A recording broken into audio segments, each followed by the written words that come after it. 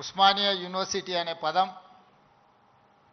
తెలంగాణ పదానికి ప్రత్యామ్నాయ పదం. తెలంగాణ అన్న ఉస్మానియా యూనివర్సిటీ అన్న ఈ రెండు అవిభక్త కవపుల లాంటివి. ఈ మాట నేను చాలా అథారిటీతో మాట్లాడుతున్నా. 1917లో ప్రారంభించబడ్డ ఉస్మానియా యూనివర్సిటీ, ఏ నిజాం సర్కార్ ఈ ఉస్మానియా యూనివర్సిటీని ప్రారంభించిండో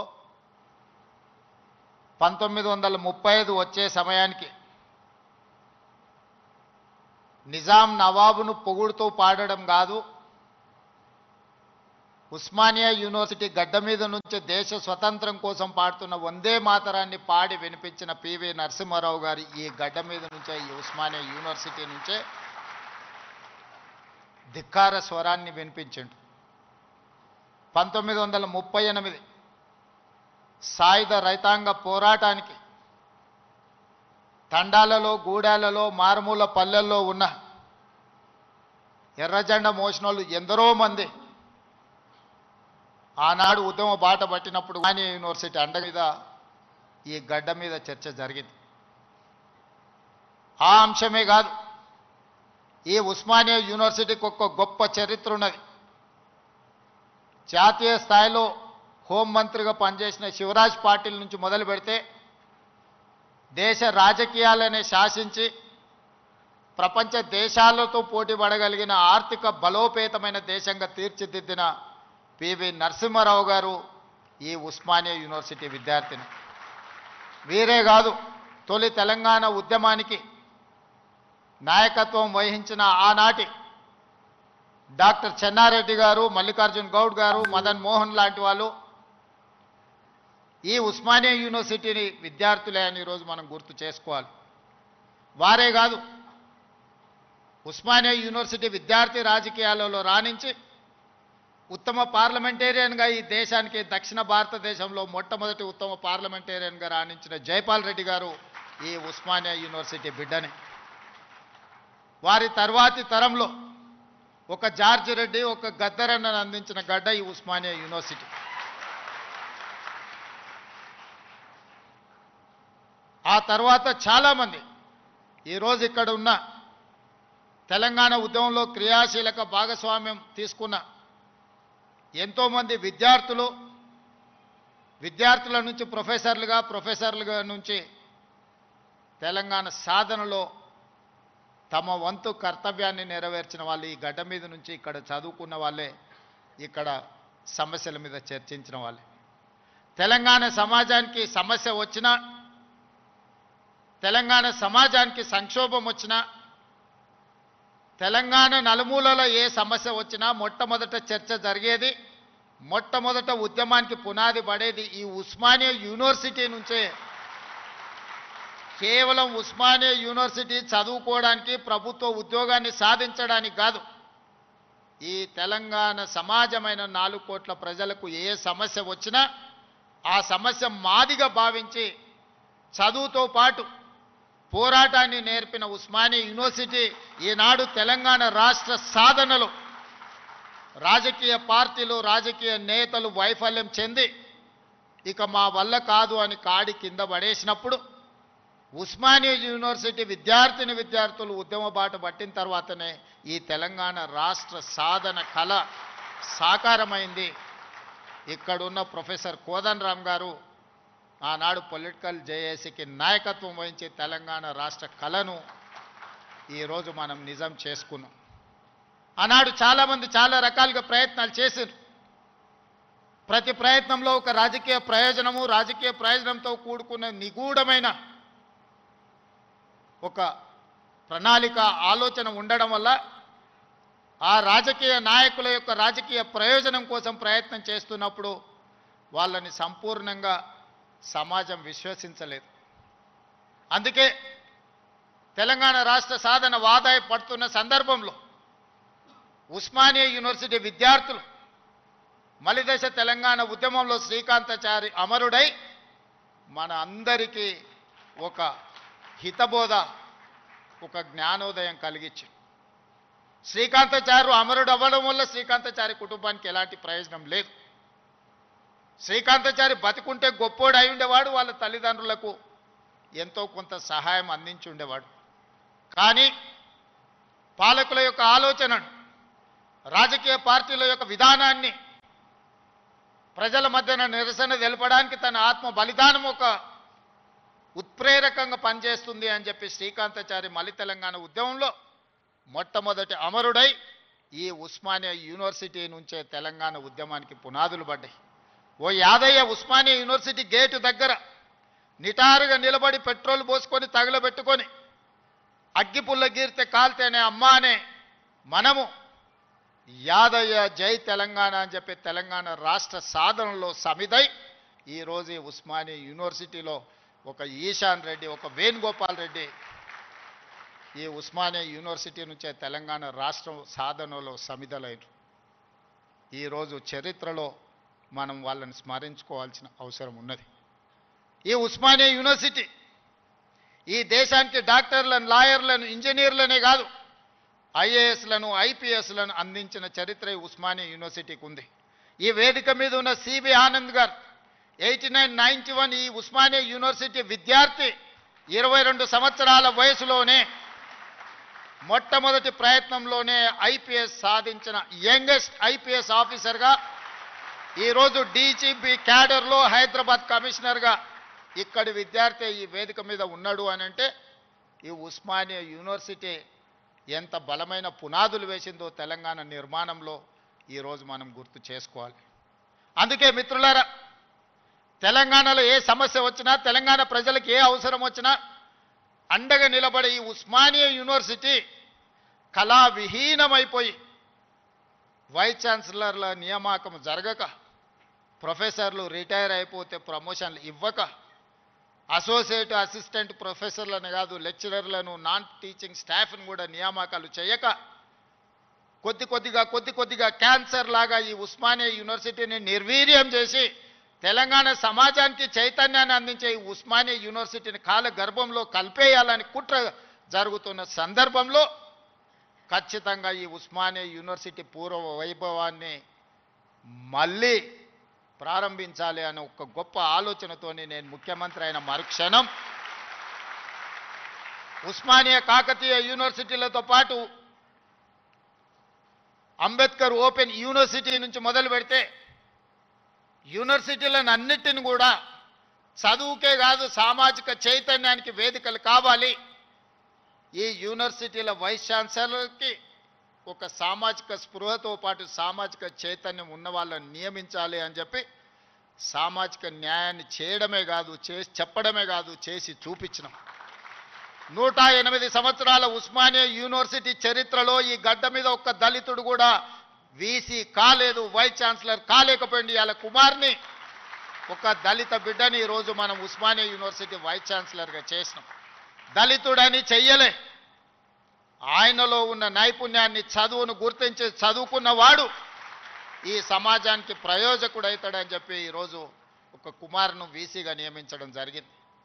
ప్రొఫెసర్ చక్రపాణి గారిని ఇవాళ వైస్ ఛాన్సలర్గా నియమించడమంటే తెలంగాణ ఉద్యమంలో పాల్గొనడమే కాదు, తెలంగాణ సమాజానికి ఏమి కావాలనో ఆలోచించగలిగిన శక్తి ఉంది కాబట్టే ఈరోజు వారిని కూడా మనం వైస్ ఛాన్సలర్గా నియమించుకున్నాం. ప్రొఫెసర్ పురుషోత్తంని విద్యా కమిషన్లో ఈరోజు నియమించడము అని అంటే వారు చదువుకున్నారు కాబట్టి. ఇలా విద్యా కమిషన్ మొట్టమొదటిసారి తెలంగాణ రాష్ట్రంలో ఏర్పాటు చేసుకుంటే అక్నూర్ మురళి ఐఏఎస్ ఆఫీసర్ని దానికి నియమించడమంటే, ఒక చారగొండ వెంకటేష్ని ఈ యూనివర్సిటీ విద్యార్థిని అందులో సభ్యుడిగా వేసినామంటే ఈరోజు వాళ్ళు చదువుకున్నారు, చైతన్యం ఉన్నది కాబట్టే ఈ సమాజానికి ప్రయోజనం చేకూరాలి అని ఈరోజు బాలలక్ష్మికి కూడా అవకాశం ఇచ్చినామంటే ఈ ఉస్మానియా యూనివర్సిటీ విద్యార్థిని. ఈరోజు దయాకర్ ఇక్కడ ఎమ్మెల్సీ కూర్చున్నాడంటే ఇక్కడ చదువుకొని ఇక్కడి నుంచి రాణించిన విద్యార్థులు వీళ్ళందరూ.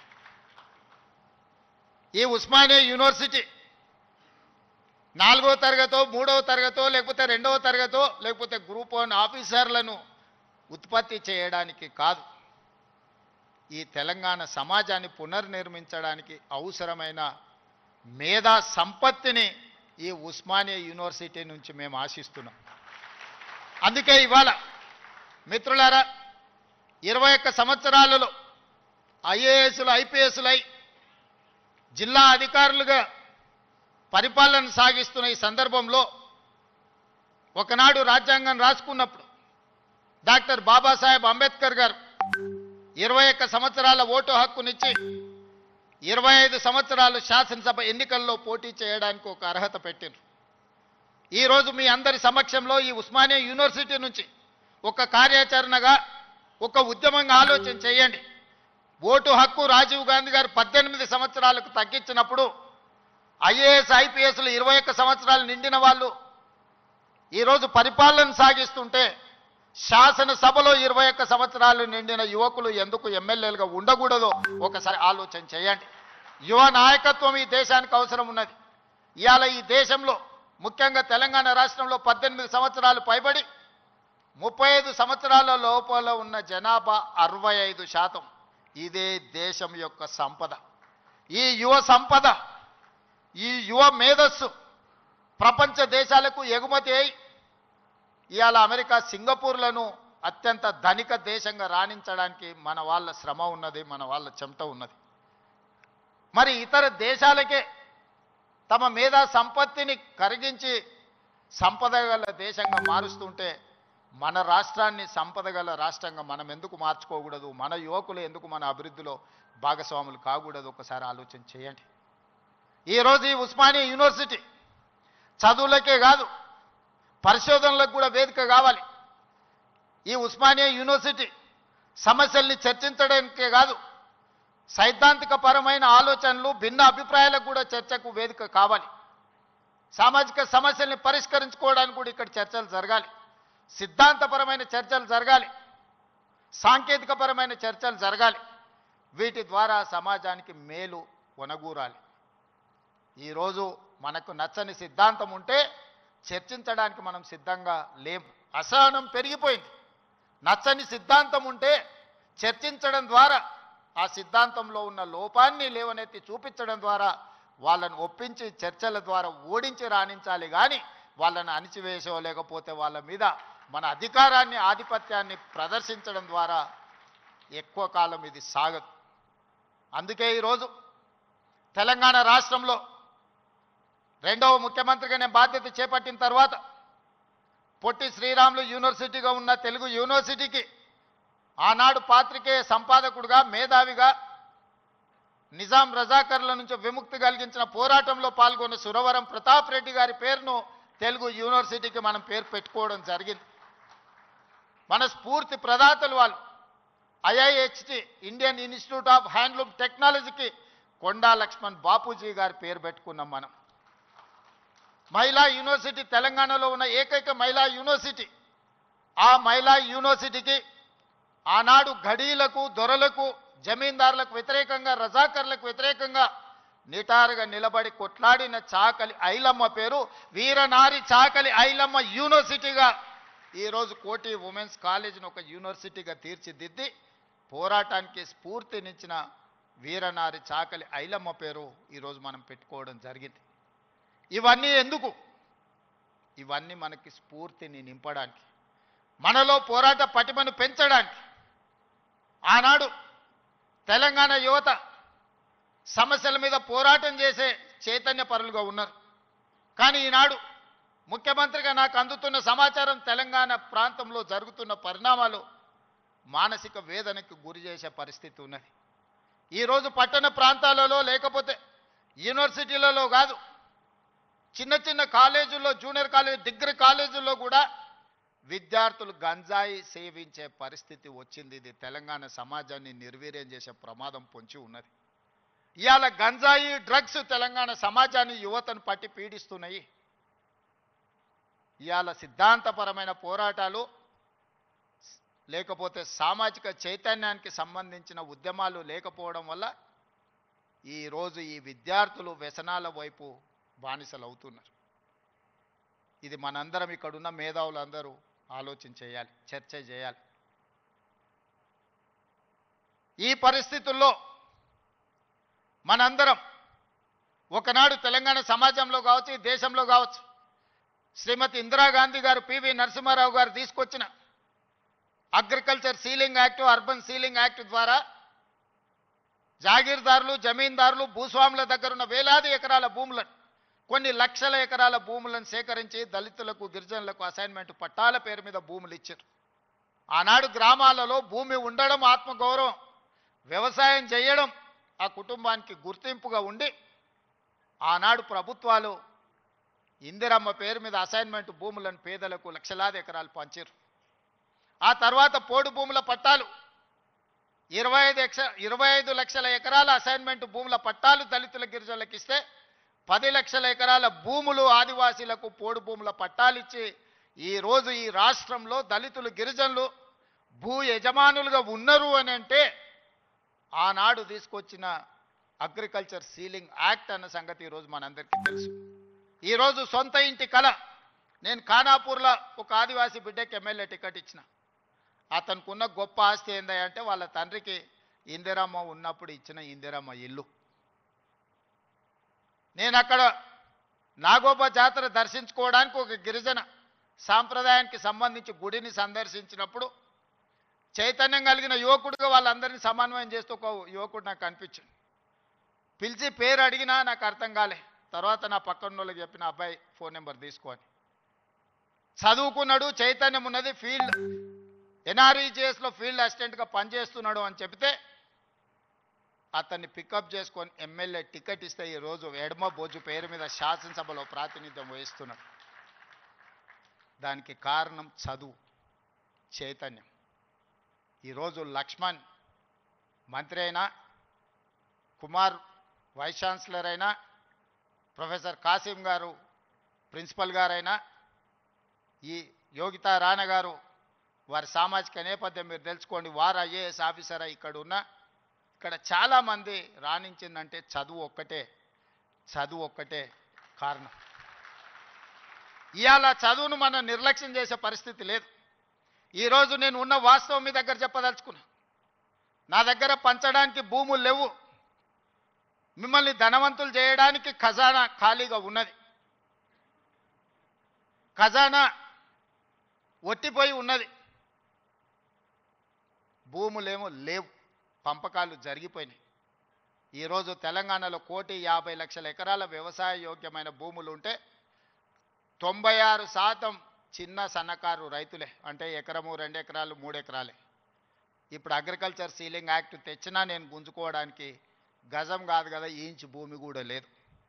అందుకే మా దళితులకు, మా గిరిజనులకు, మా బలహీన వర్గాలకు, మా మైనారిటీ సోదరులకు, మా తమ్ముళ్ళకు, మా చెల్లెళ్ళకు నా సూచన ఒక్కటే: మీరు ధనవంతులు కావాలి, మీరు గొప్ప వ్యక్తులు కావాలి అని అంటే రాష్ట్ర ప్రభుత్వం పంచడానికి భూములు లేవు, నింపడానికి ఖజానా లేదు. మీకు నేను ఇవ్వగలిగింది విద్య ఒక్కటే, నాణ్యమైన విద్యనే. మీ తలరాతలను మారుస్తుంది. మీ తలరాతలు మారాలంటే మీరు చదువుకోవాలి. చదువు ఒక్కటే పరిష్కారం. చదువు ఒక్కటే మిమ్మల్ని గుణవంతులు చేస్తుంది, ధనవంతులను చేస్తుంది, శ్రీమంతులు చేస్తుంది. ఈ తెలంగాణ సమాజంలో మిమ్మల్ని భాగస్వాములను చేస్తుంది. చదువుకునే వయసులో మీరు ఇతర వ్యాపకాలకు లోనైతే జీవితాంతం బాధతోని కుళ్ళి కృషించి చావాల్సిన పరిస్థితి వస్తుంది. అందుకే ఒక సామాజిక బాధ్యతగా ముఖ్యమంత్రి అయిన ఎంబడే వైస్ ఛాన్సలర్ను నియమించిన. వాళ్ళనే ఇంటర్నల్ ఒక సబ్ కమిటీ వైస్ ఛాన్సలర్తో వేసి మీ విద్యా ప్రమాణాలు పెంచుకోవాలంటే నేను చేయగలిగింది ఏందో మీరు చెప్పండి. నియామకాలతో పాటు ప్రొఫెసర్ల వయసు పెంచడంతో పాటు నిధుల కేటాయింపు వరకు మీకు ఏం కావాలన్నా మీకు పూర్తి స్వేచ్ఛనిస్తున్నా, మీరు ప్రణాళికలు సిద్ధం చేసుకోండి అని ఆదేశాలు ఇచ్చిన. ఇవాళ తెలంగాణ సమాజంలో సామాజిక న్యాయంతో వైస్ ఛాన్సలర్లు నియమించడం, చిన్న వివాదం లేకుండా, ఒక ఆరోపణ లేకుండా మొట్టమొదటిసారి తెలంగాణలో మనం వైస్ ఛాన్సలర్లను నియమించుకోగలిగింది. ఇవాళ పబ్లిక్ సర్వీస్ కమిషన్కి ఒక బలహీన వర్గాలకు సంబంధించిన బుర్రా వెంకటేశంని ఒక రెసిడెన్షియల్ స్కూల్లో, గవర్నమెంట్ హాస్టల్లో చదువుకున్న విద్యార్థి ఈరోజు పబ్లిక్ సర్వీస్ కమిషన్ చైర్మన్గా పనిచేస్తున్నాడు. వీళ్ళందరికీ ఒక చైతన్యం ఉంది, సామాజిక బాధ్యత ఉంది. కష్టాలు చూసి వచ్చారు. పేదరికం వాళ్ళ జీవితంలో ఒక భాగం. కొంతమందికి పేదరికం ఎక్స్కర్షన్. పేదరికం ఎట్లుంటుందో అంటే పట్టణం నుంచి పెద్ద బెంచ్ కార్ వేసుకొని పోయి చూసి పేదరికం ఓహో ఇట్లుంటుందా అని చూసి వచ్చే ఎక్స్కర్షన్ కొంతమంది పెద్దోళ్ళకు. కానీ ఆ పేదరికంలోనే పుట్టి ఆ పేదరికాన్ని అనుభవించి ఆ పేదరికంలో నుంచే అభివృద్ధి పదం వైపు నడిచినోళ్ళు ఈరోజు తెలంగాణ రాష్ట్రాన్ని నడుపుతుండ్రు. పేదరికం అంటే మాకు కొత్త కాదు, పేదరికం మాకు చుట్టం కాదు, పేదరికం మా జీవన విధానంలో ఒక భాగం. మేము ఆ పేదరికాన్ని చూసి వచ్చినాం. ఆ పేదరికాన్ని పారద్రోలడం మాకంటే ఎక్కువ ఎవరికి తెలియదు. ఎవరి మీద మనం ఆధారపడాల్సిన పని లేదు. అన్ని శక్తియుక్తులు, తెలివితేటలు, అధికారం నిర్ణయించే శక్తి మన దగ్గర ఉంది. మరి మీరు ఎందుకు దీన్ని ఉపయోగించుకోరని నేను అడుగుతున్నా. ఇవాళ నేను ఉస్మానియా యూనివర్సిటీ ఇక్కడికి రాని విద్యార్థులకు నేను సూచన చేయదలుచుకున్నా. మీకు వ్యతిరేకంగా నిర్ణయాలు చేసేటోళ్ళు, మీకు నష్టం కలిగించేటోళ్ళు, మిమ్మల్ని కష్టపెట్టినోళ్ళను మీరు వ్యతిరేకించండి, నిరసన తెలపండి. మీకోసం పనిచేయాలన్న ఆలోచనతోని మీ ఆలోచనలు తెలుసుకుందామని, మీ సమస్యల్ని చూద్దామని, మీ సమస్యల్ని పరిష్కరించాలని వస్తున్న వాళ్ళని మీరు వ్యతిరేకించడం ద్వారా ఈ అభివృద్ధిని అడ్డుకున్న వాళ్ళం అవుతామా, లేకపోతే అభివృద్ధిని ఇంకా ముందుకు తీసుకెళ్లిన వాళ్ళం అవుతామా, మీరు ఒకసారి ఆలోచన చేయండి. అందుకే ఈరోజు చాకలి ఐలమ్మ యూనివర్సిటీకి పేరు పెట్టడమే కాదు, 500 కోట్ల రూపాయలు ఇచ్చి అభివృద్ధి చేసి ప్రతి తెలంగాణ ఆడబిడ్డ చదువుకోవాలి, రాణించాలి అని చెప్పి చాకలి వీరనారి చాకలి ఐలమ్మ యూనివర్సిటీకి 500 కోట్ల రూపాయలు నిధులు ఇచ్చి ఈరోజు ఒక అద్భుతమైన పోటీ పడగలిగే యూనివర్సిటీగా తీర్చిదిద్దుతున్నాం. మరి ఒక మహిళా యూనివర్సిటీకి 500 కోట్ల రూపాయలు ఇస్తే మా ప్రొఫెసర్ గారు, మా వైస్ ఛాన్సలర్ గారు 5 కోట్లు 10 కోట్లు అడుగుతున్నారా? అడగడానికి కూడా మా వాళ్ళకు పేదరికం ఉన్నది. ఎంత పేదరికం అంటే అడగడానికి కూడా 100 అడిగితే ఏమనుకుంటారో 100నా అని అనుకునే పరిస్థితిలో మా వైస్ ఛాన్సలరు, మా అడ్లూరు లక్ష్మణ్ అంటే వాళ్ళ పేదరికం వాళ్ళని పెద్ద నెంబర్ ఆలోచన చేయడానికి కూడా అడ్డుపడుతున్నది. అందుకే నేను యోగితా రాణా గారికి ఆదేశాలు ఇస్తున్నా. ఒక కమిటీ వేయండి, ఇంజనీర్స్ కమిటీ. టోటల్గా ఎడ్యుకేషన్ నుంచి, యూనివర్సిటీ నుంచి ఒక టీంని, రాష్ట్ర ప్రభుత్వం నుంచి, విద్యాశాఖ నుంచి, సాంకేతిక పరమైన ఇంజనీర్లతో పాటు ఎడ్యుకేషన్ సైడ్ నుంచి ఉండే వాళ్ళందరినీ ఒక కమిటీ, చిన్న కమిటీని కూర్చి ఉస్మానియా యూనివర్సిటీ 100% ప్రపంచంతో పోటీ పడగలిగే ఒక స్టాన్ఫర్డ్, ఒక ఆక్స్ఫర్డ్ యూనివర్సిటీ స్థాయిలో మనకేం తక్కువ 3 లక్షల కోట్ల రూపాయల బడ్జెట్ ఉంది. ఎవడో 1,00,000 కోట్లు కట్టింది, కూలింది, పోయింది. 1,00,000 కోట్లు గంగలో పోయింది, గోదావరిలో పోయింది. మీకోసం ఒక 1000 కోట్లు ఖర్చు పెట్టడానికి మాకేమన్నా దరిద్రం ఉందా? నేను స్పష్టంగా చెప్పదలుచుకున్నా. ఈ సంవత్సరం విద్యాశాఖ కోసము 40,000 కోట్లు ఖర్చు పెట్టిన. 40,000 కోట్లు ఈ సంవత్సరం young India integrated residential schools, 100 నియోజకవర్గాలలో 100 young India integrated residential schools. ఒక్కొక్క స్కూల్కి 25 ఎకరాల స్థలం, 200 కోట్లు, 20,000 కోట్ల రూపాయలు ఈరోజు యంగ్ ఇండియా ఇంటిగ్రేటెడ్ స్కూల్స్కి నేను సంతకం పెట్టి ఇచ్చిన. యంగ్ ఇండియా స్కిల్స్ యూనివర్సిటీకి 500 కోట్లు పెడుతున్నాం. యంగ్ ఇండియా స్పోర్ట్స్ యూనివర్సిటీకి ఈరోజు 100 కోట్లు పెడుతున్నాం. యంగ్ ఇండియా పులీస్ స్కూల్స్కి ఈరోజు మనం 100-200 కోట్లు ఖర్చు పెడుతున్నాం. నేను అడుగుతున్న మిత్రులారా, ఈ ఉస్మానియా యూనివర్సిటీకి ఏమి ఇచ్చినా తక్కువే, ఎంత ఇచ్చినా తక్కువే. ఇది చరిత్ర కాలగర్భంలో కలవద్దు. ఇది చరిత్రకు ఎప్పుడు నిటారుగా నిలబడ్డ సజీవ సాక్షిగా ఉండాలి ఉస్మానియా యూనివర్సిటీ. ఏం కావాలనో అడగండి, అడగకపోతే మీ పేదరికమే, అడగకపోతే మీదే పేదరికం. అది నా తప్పు కాదు, అది మీ తప్పు, మీ పేదరికం తప్పు. మీ ఆలోచనల్ని సవరించుకొని, అంచనాలను వేసుకొని ఏమేం కావాలనో చెప్పండి, అన్నిటిని ఇచ్చే బాధ్యత నాది. దీన్ని ఒక అద్భుతమైన యూనివర్సిటీగా, ఈ యూనివర్సిటీ లేకపోతే తెలంగాణకు చరిత్రనే లేదు. తెలంగాణ చరిత్రను నిక్షిప్తం చేసే యూనివర్సిటీ ఉస్మానియా యూనివర్సిటీ. తెలంగాణ పదానికే ప్రత్యామ్నాయం ఉస్మానియా యూనివర్సిటీ. అలాంటి తెలంగాణకు ప్రత్యామ్నాయమైన ఉస్మానియా యూనివర్సిటీ, సిద్ధాంతాలకు వేదికైన ఉస్మానియా యూనివర్సిటీ, ఓ గద్దరన్నను, ఓ జార్జి రెడ్డిని ఇచ్చిన ఉస్మానియా యూనివర్సిటీ, ఓ జైపాల్ రెడ్డిని, ఓ పివి నరసింహారావుని ఇచ్చిన ఉస్మానియా యూనివర్సిటీని తెలంగాణ రాష్ట్ర సాధనలో ముందు భాగాన నిలబడి తెలంగాణ సాధించిన ఉస్మానియా యూనివర్సిటీని ఇలా గాలికి వదిలేయడం బాధ్యతను ఒకసారి ఆలోచన చేయండి. అందుకే మిత్రులారా, ఏమైనా అంచనా వేసుకోండి, ఏమేం కావాలనో నాకు చెప్పండి. మళ్ళీ నేను వస్తా. ఠాగూర్ ఆడిటోరియం కాదు, ఠాగూర్ ఆడిటోరియం కాదు, మా వీసీ గారికి మా పోలీస్ సిబ్బందికి చెప్తున్నా, ఆ ఎల్ల నేను వచ్చిన రోజు క్యాంపస్ లోపల ఒక్క పోలీసు కూడా పెట్టకండి. ఏ విద్యార్థులు ఏ నిరసన అయినా తెలపనియండి, నిరసన తెలిపే స్వేచ్ఛ కూడా వాళ్ళకి ఇద్దాం. ఆర్ట్స్ కాలేజ్ ముందు మీటింగ్ పెడతా, మీకు కావలసిన 100 కోట్ల నిధులు ఇస్తా. మళ్ళీ మీటింగ్ ఆర్ట్స్ కాలేజ్ దగ్గరనే, అక్కడ ఇక్కడ కాదు.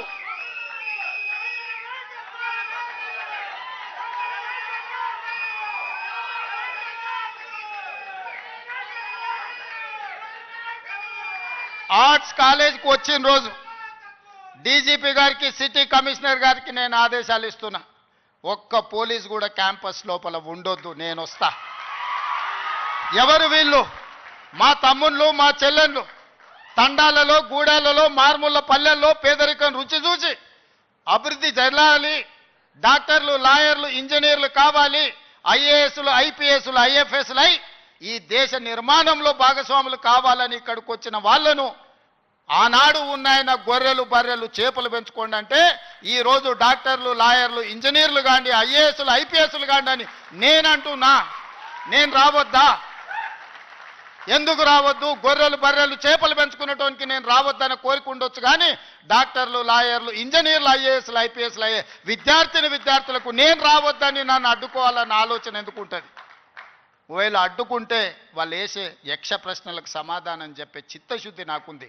తెలివి ఉందా లేదా పక్కన పెడితే నాకు చిత్తశుద్ధి ఉంది. నా చిత్తశుద్ధిని ఎవరు ప్రశ్నించలేరు, ఎవరు శంకించలేరు. అందుకే మీరు అంచనాలు పెంచండి, అంచనాలు వేయండి, అన్ని వివరాలు సేకరించండి. డిసెంబర్ మాసం మనకు అత్యంత కీలకమైన మాసం. Miracle month is December. క్రిస్మస్ని మిరకల్ మంత్ అంటారు, అద్భుతాలు జరిగే నెల అంటారు. డిసెంబర్ 9, 2009కి చరిత్ర పుటలలో ఒక గొప్ప పేజీ ఉన్నది.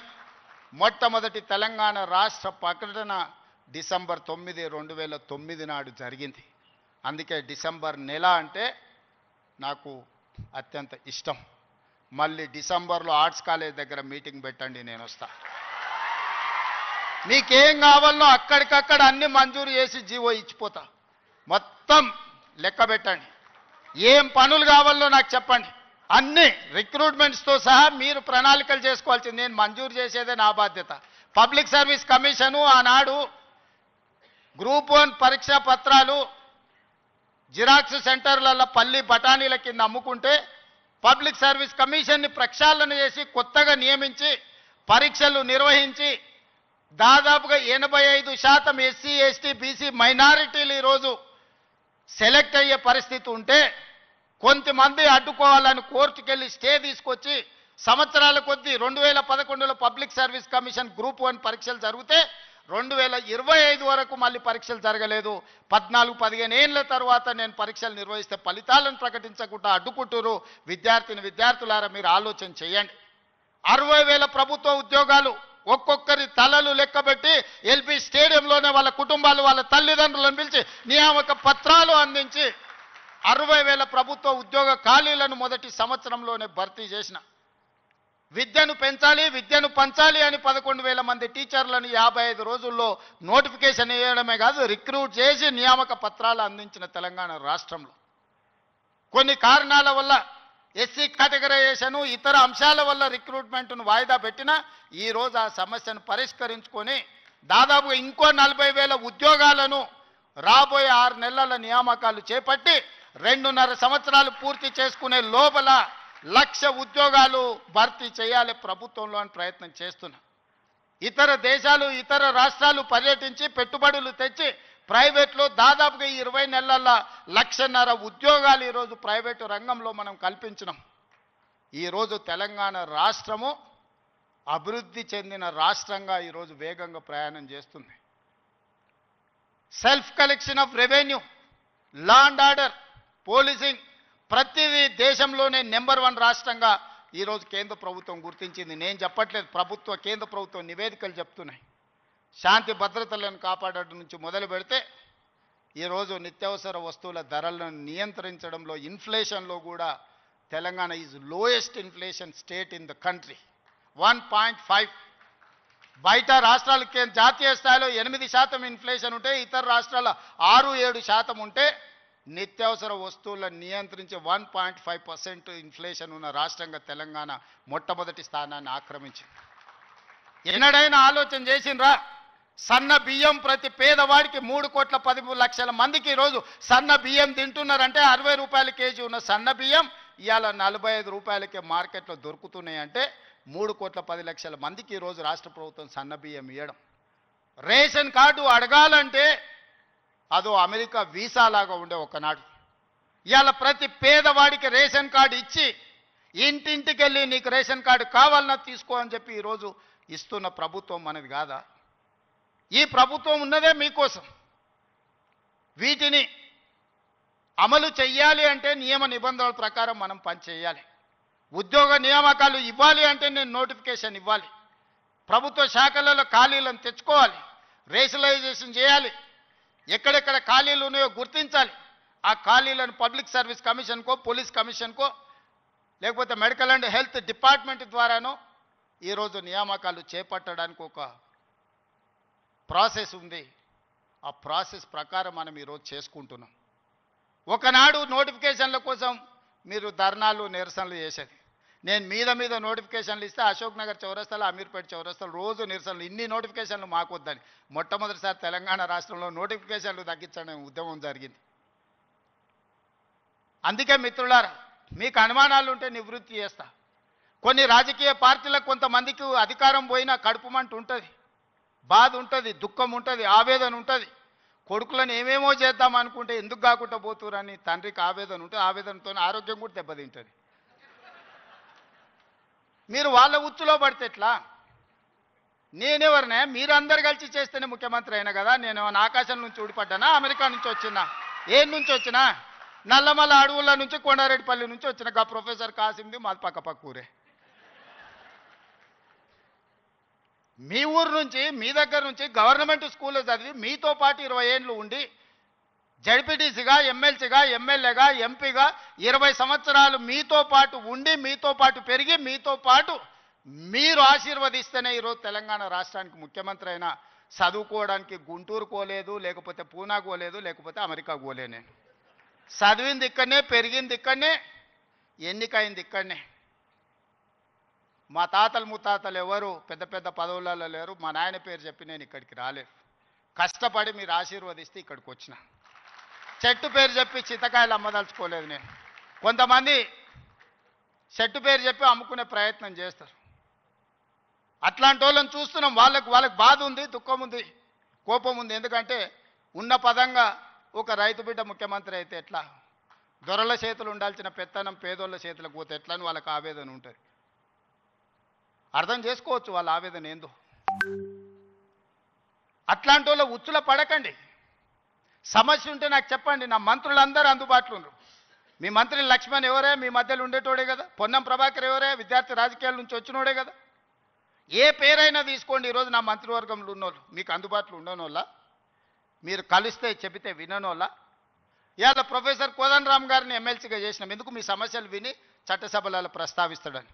కుట్ర చేసి సుప్రీంకోర్టుకి వెళ్ళి కొట్టేపించారు. నేను మళ్ళీ చెప్తున్నా, సార్ను 15 రోజులు మళ్ళీ ఎమ్మెల్సీకి పంపుతాం. ఎవడడ్డం వస్తాడో చూద్దాం. ఎందుకంటే ప్రజాస్వామికంగా ప్రజల సమస్యల్ని ప్రస్తావించే వాళ్ళు చట్టసభలో ఉండాలనేది నా ఆలోచన. అలాంటి వాళ్ళను పంపించినప్పుడు వాళ్ళకు కూడా పదవి ఉండొద్దని సుప్రీంకోర్టు వరకు పోయి కోట్ల రూపాయలు పెట్టి పెద్ద పెద్ద న్యాయవాదులను తీసుకొచ్చి ప్రొఫెసర్ కోదండరామ్ సార్ని ఎమ్మెల్సీగా తొలగించారు. ఏం పైశాచికానందం ఇది? ఏం శునకానందం? సార్ ఒక్కడు ప్రొఫెసర్గా ఉంటే తప్ప, ప్రొఫెసర్ గారు ఎమ్మెల్సీగా ఉంటే తప్ప? మీ ఇంటిల్లి పాదు మంత్రులు ఉండొచ్చు, ముఖ్యమంత్రి ఉండొచ్చు, ఎమ్మెల్సీలు ఉండొచ్చు, ఎంపీలు ఉండొచ్చు, అన్నీ మీ కుటుంబం ఉండొచ్చు. కానీ పొలిటికల్ చేసి చైర్పర్సన్గా పనిచేసిన కోదండరామ్ గారు ఒక ఎమ్మెల్సీ ఉంటే మీ దుఃఖమేందని అడుగుతున్నా. నా మీద తీటు ఉందంటే నేను అర్థం చేసుకుంటా. ఆ సార్ ఏందే పాపం, ఇంటి తలుపులు వలగొట్టినా ఏమనలే సారు. నేనైతే చెంపలు వలగొడుతుంటే. ఆయనను కూడా ఉండొద్దు ఎమ్మెల్సీగా అంటే ఎట్లాంటి ఆలోచనలతో ఉన్నారో ఒకసారి ఆలోచన చేయండి. నేను కాకుండా ఇంకెవరని ఉంటే కుమార్ గారు వైస్ ఛాన్సలర్ అవుతుండేనా? మీరు చెప్పండి, మీరు ఆలోచన చేయండి. జానయ్య గారు అక్కడ అవుతుండేనా వైస్ ఛాన్సలరు. ఈ సామాజిక చైతన్యం ఆనాడు దయాకర్ ఉద్యమంలో యాక్టివ్గా ఉన్నాడు కదా. 10-12 ఏళ్ళు పాపం ఏది రాకుండా అందరు అడ్డం పడ్డారు కదా. ఇవాళ ఎమ్మెల్సీ అయ్యాడు కదా దయాకర్ కూడా. ఇవన్నీ ఎందుకు అవుతున్నాయి? బాలలక్ష్మి మీ బిడ్డనే కదా, మీ యూనివర్సిటీలో పెరిగిన అమ్మాయే కదా. ఈరోజు ఈ రాష్ట్ర ప్రభుత్వాన్ని నడిపే దాంట్లో భాగస్వామి అయింది కదా. నేను మీకు విజ్ఞప్తి చేసేది ఒకటే, అపోహలకు లోన్ కాకండి. అబద్ధాల సంఘాలు ఉంటాయి, దానికి అధ్యక్షులు ఉంటారు, తండ్రి కొడుకులు. ఆ అబద్ధాల సంఘం చెప్పి అబద్ధాలను మీరు నమ్మకండి. ఈ అబద్ధాల సంఘము ఊరంతా వాట్సాప్ అని, సోషల్ మీడియా అని, ఆ మీడియా అని అడ్డగోలుగా సంపాదించింది ఖర్చు పెట్టి అబద్ధాలన్నిటిని కూడా అందులో పెట్టి, ఈ మనం పిల్లలందరూ కష్టపడి సాంకేతిక నైపుణ్యంతో ఏఐ తెస్తే ఏఐ పెట్టి సెంట్రల్ యూనివర్సిటీ దగ్గర ఏనుగులు సింహాలు ఉన్నాయి, వాటిని మేము చంపుతున్నామని పెట్టారు. తెలంగాణలో ఏనుగులు అనేటివే లేవయా, సింహాలు అనేటివే లేవు. మానవ రూపంలో ఉన్న మృగాలు ఉన్నాయి, అవి ఫామ్ హౌస్లలో ఉన్నాయి. వాటిని నిర్బంధించడానికి వలలేయండి. మదర్ ట్రైన్లను బంధించడానికి గోతులు దవ్వండి. లేని ఏనుగులను, లేని సింహాలను సెంట్రల్ యూనివర్సిటీలో ఉన్నాయి, వాటిని నేను చంపేస్తున్నా అని చెప్పి సోషల్ మీడియాలో ఆర్టిఫిషియల్ ఇంటెలిజెన్స్ను ఉపయోగించి అతి తెలివితేటలన్నీ ప్రదర్శించి అడ్డుకున్నారు. ఎంతకాలం అడ్డుకుంటారు? ఏది ఇష్టం లేదు వాళ్ళకు. ఏదన్నా మనం వచ్చినాక చేస్తా అన్నది ఏదన్నా ఇది మంచిగా ఉంది, ఇది బాగుంది అన్నారా? గంజాయి డ్రగ్స్ను నిర్మూలించడానికి ఈగల్ ఫోర్స్ అని తెచ్చినాం. అది ఎందుకయ్యా రద్దు చేయండి అన్నారు. చెరువుల పేరు మీద, ఫామ్ హౌస్ల పేర్ల మీద చెరువులు ఆక్రమించుకొని, గంటిపేట, ఉస్మాన్ సాగర్, హిమాయత్ సాగర్లను ఆక్రమించుకొని పెద్ద పెద్ద ఫామ్ హౌస్లు కట్టుకుంటే కూలగొట్టడానికి హైడ్రా తెచ్చిన. లేదు హైడ్రాని కూలగొట్టండి అంటారు. మన వరదలు వచ్చినప్పుడు సామాన్యులు చెప్తారు, సార్ మా ఇళ్ళకి నీళ్ళు వచ్చినాయి, మా టీవీలు, ఫ్రిడ్జులు, మంచాలు, మా ఆస్తి అంతా తడిచిపోయింది, ఏం చేయాలి సార్ అని. సన్న బియ్యం ఇస్తే ఇచ్చేదే లేదండి, రేషన్ కార్డు ఇస్తే వద్దండి. ఏది చేసినా వద్దంటురు. ఈ వద్దనేటోళ్ళని ఏమనాలో మీరే చెప్పుర్రి. ఏదన్నా ఒక్కటన్నా అభినందించినా 20 నెలల్లో అన్ని ఇచ్చిపెట్టుండ్రి. వైస్ ఛాన్సలర్ నియమించిన మంచి పనే కదా, రిక్రూట్మెంట్ ఇవ్వమని అనుమతించిన మంచి పనే కదా. గలీజ్ అలవాట్లు ఉన్న గంజాయి డ్రగ్స్ను రద్దు చేయాలి, ఈపులు ఇరగొట్టాడని చెప్పినా అది అయితే మంచి పనే కదా. ఇవి కూడా అభినందించకుండా నన్ను తిడుతున్నారంటే వాళ్ళ ఉద్దేశం ఏంది, వాళ్ళ దుఃఖం ఏంది? మీకు వాళ్ళతో ఉన్న లాలూచేంది? గంజాయి అమ్మేటోళ్ళతోని, డ్రగ్స్ అమ్మేటోళ్ళతోని. దీపావళి పండుగ కంటే దావత్ చేసుకున్నాడంట బామర్ది. మేము దీపావళి పండుగకు చిచ్చుబుట్లు కాల్చుకుంటే వాళ్ళు సారా బుట్లు పెట్టుకొని దావత్ చేసుకున్నాం. అందులో పట్టుకుంటే డ్రగ్స్ తీసుకున్నాడు దొరికిండు. అట్లా పట్టుకుంటారు అంటాడు. అంటే డ్రగ్స్ తీసుకుంటే పట్టుకోవద్దా? మీరే చెప్పుర్రి. వద్దు అని అంటే వదిలిపెడదాం. మరి మీరు అందరు కలిసి తీర్మానం చేస్తే గంజాయి డ్రగ్స్ తీసుకోవచ్చు, మనం ఏమనొద్దు. తెలంగాణ రాష్ట్రంలో వాళ్ళు చెప్పినట్టు మరి అట్లాంటి రాజ్యాంగం ఏదైనా ఉంటే నాకు చూపియ్యరు. ఇట్లాంటి వాళ్ళు తెలంగాణ సమాజానికి పట్టిన చెదలు. ఆ చెదల్ని మనం ఒకసారి గుర్తించడం కొంచెం ఆలస్యం అవుతుంది. ఎందుకంటే మన ఇళ్ళల్లో మనం వుడ్ వర్క్ చేసుకున్నప్పుడు ఇట్లనే కనిపిస్తుంది. లాస్ట్కి ఇట్లా చూస్తే మొత్తం డొల్లయిగా అనిపిస్తుంది. తెలంగాణ సమాజానికి కూడా వాళ్ళు ముసిగేసుకున్న చెదల్లాంటి వాళ్ళు. వాళ్ళు ఈ తెలంగాణ సమాజం బాగు కోరుకోరు. ఉస్మానియా యూనివర్సిటీని బతకనియరు. మళ్ళీ వచ్చిండ్రంటే ఆలోచనలకు కూడా వచ్చినా ఈ ఉస్మానియా యూనివర్సిటీని ఉంచరు. లేఅవుట్లు వేసి ప్లాట్లు అమ్ముకుంటారు తప్పితే ఈ ఉస్మానియా యూనివర్సిటీని ఉంచరు. ఎందుకంటే చదువుకోవద్దు. వాళ్ళ ఏకైక కుట్ర ఒక్కటే, గొల్లోళ్ళు గొర్రెలు పెంచుకోవాలి, మాదిగోళ్ళు చెప్పులు కుట్టుకోవాలి, గౌన్లోళ్ళు ఈదులు గీసుకోవాలి, ముదిరాజులు చేపలు పట్టుకోవాలి, వాళ్ళు మాత్రం దొరలు మాత్రం రాజ్యాలు ఏలుకోవాలి. గింతనే సింపుల్ ఫిలాసఫీ వాళ్ళది. నాది దానికి విరుద్ధం. మా పిల్లలు, మా తమ్ముళ్ళు, మా చెల్లెళ్ళు డాక్టర్లు, లాయర్లు, ఇంజనీర్లు కావాలి. ఈ తెలంగాణ సమాజం అభివృద్ధి చెందిన రాష్ట్రంగా 2034కు $1 ట్రిలియన్ ఎకానమీ, 2047కు $3 ట్రిలియన్ ఎకానమీ కావాలి అని అంటే మీరందరూ అభివృద్ధి సాధించాలి, చదువుకోవాలి. చదువు ఒక్కటే మీ తలరాతను మారుస్తుంది. ఈ చదువు ఒక్కటే మిమ్మల్ని సమాజంలో గుర్తింపు, గౌరవాన్ని ఇస్తుంది.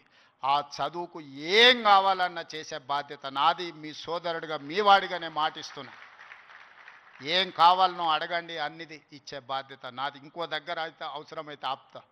ఇంకెక్కడన్నా అడ్జస్ట్మెంట్ ఉంటే అక్కడనో ఇక్కడనో ఇంకేదాన్ని ఉంటే నల్లా బంద్ చేసి అయినా కాలు ఇక్కడ మలుపుతా. మీరేం ఫికర్ పెట్టుకోకరి, నేనున్నా. మీరు కావాల్సింది చేసుకోండి. ధన్యవాదాలు మిత్రులారా.